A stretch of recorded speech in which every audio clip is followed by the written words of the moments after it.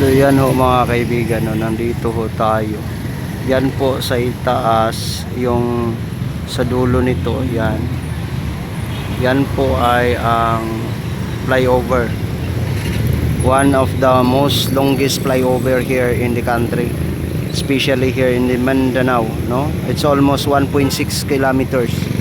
Located at here city of Tagum, or the city of Tagum of Davao del Norte mga kaibigan, in the province of Davao del Norte. We are here in the front of Gaisano Grand Mall.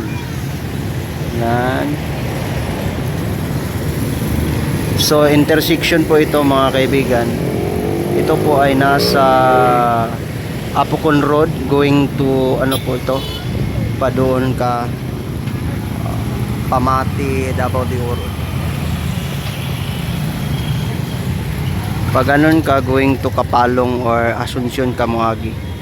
Sama na siya. Ayan.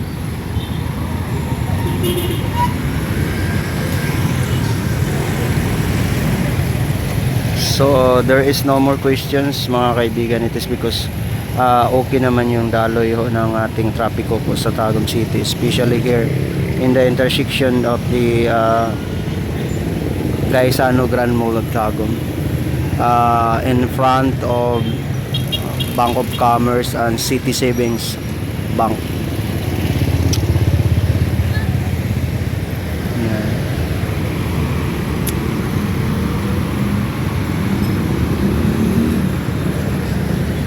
Clear naman ho yung video natin dito.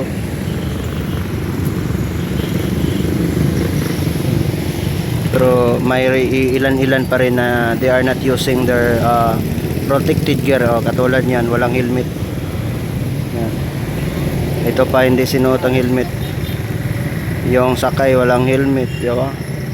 So kailangan po natin pag sumakay ho tayo, samtang nagmamaniho tayo ng motorsiklo, especially kailangan po ng protective gear that is mandated by law.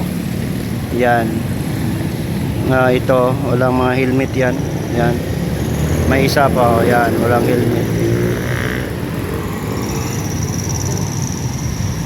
Lahat po yan, no? Lahat po yan ay ito good to kasi may helmet. Hindi naman ano po ang kanyang helmet.